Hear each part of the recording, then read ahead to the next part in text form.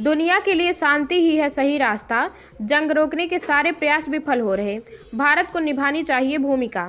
पूरा विश्व जहां एक और युद्ध की आंच में उलझा हुआ है, वहीं भारत हमेशा से ही शांति की सलाह देता रहा है। वर्तमान स्थिति में आज नई दिल्ली को विश्व शांति के लिए सक्रिय भूमिका निभानी चाहिए। विश्व गुरु के रूप में भारत से ऐसी भूमिका अपेक्षित है।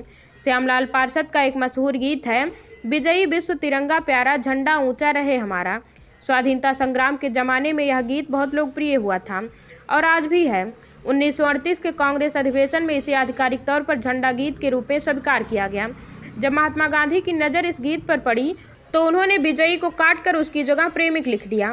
प्रेमिक विश्व यह भारतीय संस्कृति का मूल मंत्र है, जिसमें दूसरों पर विजय प्राप्त करने या विस्तारवाद की कोई लालसा कभी नहीं रही। लेकिन पूरी दुनिया हजारों वर्षों से इसी लालसा के कारण युद्ध की आग में जल रही है।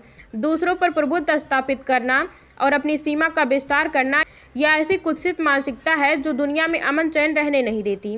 1949 में अल्बर्ट आइंस्टाइन से जब पूछा गया कि तीसरा विश्व युद्ध किन हथियारों से लड़ा जाएगा, तो उन्होंने जवाब दिया कि तीसरे का तो उन्हें पता नहीं, लेकिन चौथा पत्थरों से लड़ा जाएगा, क्योंकि तीसरे में सारे अस्त्र शस्त्र समाप्त हो जाएंगे।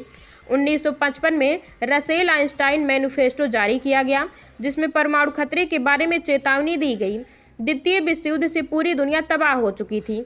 यह इतिहास का सबसे भयावह युद्ध था, जिसमें 6 से 8 करोड़ लोग मारे गए थे। इसके पहले प्रथम विश्व युद्ध में 1.5 से 2.15 करोड़ लोग मारे गए और इससे भी अधिक घायल हुए। इसके अलावा बड़ी संख्या में लोगों के विस्थापन से स्पेनिश फ्लू फैल गया, जिसमें 5 से 10 करोड़ मौतें हुईं। इसके बाद लीग ऑफ नेशंस की स्थापना की गई ताकि भविष्य में कोई लड़ाई नहीं हो, लेकिन उसके बाद और भयानक जंग हुई। द्वितीय विश्व युद्ध के दरमियान लीग ऑफ नेशंस के मुख्यालय में ताला लगा रहा।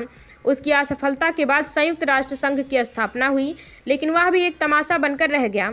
वह कोई भी युद्ध नहीं रोक पाया। उसकी संरचना भी दोषपूर्ण है।